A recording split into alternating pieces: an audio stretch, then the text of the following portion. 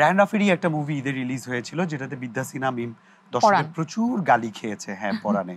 একইভাবে সুরঙ্গেও কিন্তু তমা মির্জা একটা দর্শকের অংশের ব্যাপক গালি এবং সমালোচনা শুনেছে, ও ক্যারেক্টারকে গালাগালি করেছে।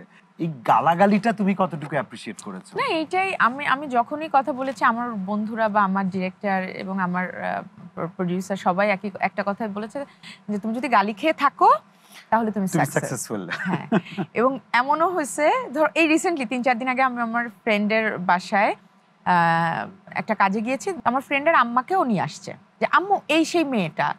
তো পরে আমি কাহিনী শুনলাম, আন্টি যখন ছবি দেখছে এবং মেয়েটা যখন ওই যে লাস্টের যখন মেরে ফেলে ওই সময়টা নাকি আন্টি বলছে আরো আরো টাকা চা, আরো লোভী হও।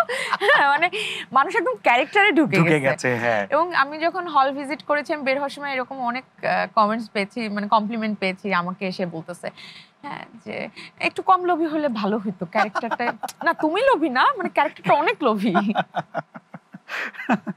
আসলেই একটা দারুণ মেসেজ ছিল, এত অসাধারণ মেকিং এর উপর একটা মেসেজ। এই যে এত হাইপ তোলা একটা সিনেমা, তারপরে এই গ্যাপটা কেন? আমরা তো চেয়েছিলাম যে ব্যাক টু ব্যাক আমরা তোমাকে আরো কয়েকটা মুভি বা ভালো ভালো প্রজেক্টে পাবো। এটাই তো আমি তোমাকে মাঝখানে বললাম যে শুধু আমি না, দেখো আমাদের এখন যারা আমরা কাজ করছি আমাদের সবারই কিন্তু তুমি খুব রেগুলার কাজ পাবা না, যে একটার পরে একটা হিরোইনের 2টা ঈদে কাজ তুমি খুব কম পাবা এখনো অবধি আমি দেখিনি আর কি, এক্সেপ্ট বুবলি আপু, তুমি কিন্তু পাবা না। এটা কি শুধুমাত্র ওই আর্টিস্টের ব্যর্থতা? এটা একটা ইন্ডাস্ট্রির ব্যর্থতা, এবং আমি ইন্ডাস্ট্রিকে দোষ দিব।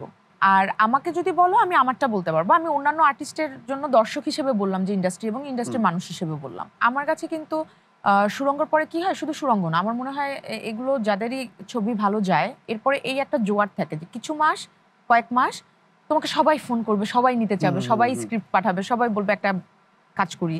ওই সময়টাই সব থেকে তোমার জন্য মানে টাফ টাইম, এবং তুমি যদি রাইট ডিসিশন না নাও, তখন যদি তুমি ধাপ ধাপ কাজ শুরু করো, তখন কিন্তু ভুল হবার সম্ভাবনা বেশি এবং অডিয়েন্স অ্যাকসেপ্টেন্সটা কমে যায়, পড়ে যায়। তুমি ভালো কাজ যদি পিক না করতে পারো সামহাউ, যে আমাকে অনেক কাজ করতে হবে ভেবে তুমি খালি কাজ নিচ্ছ আর করছো, তখন কিন্তু ঝামেলা।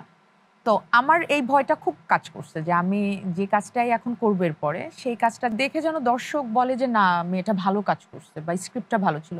সুপার ডুপার হিট যেতে হবে সেটা কিন্তু সবসময় জরুরি না। একটা ভালো ফিল্মও কিন্তু দর্শক মনে রাখে, সেটা ব্যবসায়িক সফলতা না পেলেও। এক্স্যাক্টলি। তো আমার কাছে যে স্ক্রিপ্টগুলো এসছে, আমি একটা দুটো করেছি যেগুলো এখনো রিলিজ হয়নি, রিলিজ হবে। এর বাইরে আমি ব্যক্তিত্ব কনভিন্স হইনি, তা আমি অডিয়েন্সকে কিভাবে আসলে আমার কাজ দিয়ে আমি আগে তো নিজেকে কনভিন্স হতে হবে। নিশো ভাই সবসময় ইন্টারভিউতে একটা কথা বলতেন, বিশেষ করে সুরঙ্গের প্রমোশনের সময়, যে আমি হিরো হতে আসি নাই, আমি ক্যারেক্টার আর্টিস্ট, আমি অ্যাক্টিং করতে আসছি। সো নিশো ভাই হিমসেলফ অ্যাজ এ ক্যারেক্টার, উনি যে কোনো ক্যারেক্টারের সাথে নিজেকে মানিয়ে নেন এবং উনি ওটাকে চ্যালেঞ্জ হিসেবে নেন। তুমি কি নায়িকা ঘরানাতেই থাকতে চাও নাকি উনার মতোই ক্যারেক্টার আর্টিস্ট হিসেবে বেঁচে থাকতে চাও? দেখো এক একজনের কাছে এটা এক এক রকম ব্যাখ্যা, পারসেপশন আলাদা হয়। হ্যাঁ, আমার ব্যক্তিগতভাবে যেমন চঞ্চল ভাইকে অনেক ভালো লাগে, আমার ব্যক্তিগতভাবে সাকিব খানকে অনেক ভালো লাগে, আমার ব্যক্তিগতভাবে রাজকে, নিশো ভাইকে ভালো লাগে। এখন এক একজনকে এক এক ধরনের ক্যারেক্টারে দেখতে আমাদের বেশি ভালো লাগে। যেমন সাকিব ভাইকে আমি সত্তাতে ডিফারেন্ট ক্যারেক্টার দেখেছি, তুফানে ডিফারেন্ট ক্যারেক্টার দেখেছি, রাজকুমারে ডিফারেন্ট, প্রিয়তমাতে আলাদা। তো তুমি তাকে কি আখ্যা দিবা? ক্যারেক্টার আর্টিস্টই বলবা, একটা ক্যারেক্টারে তাকে তুমি দেখতেছো, রাইট? হ্যাঁ, ঘুরে ফিরে কি মানে ডিফারেন্ট ক্যারেক্টারে পাচ্ছ, এটাই তো মানে সাকিব ভাই তো লাইফে যা যা করেছেন এক এক সময় এক এক ক্যারেক্টারই করেছেন। এক্স্যাক্টলি।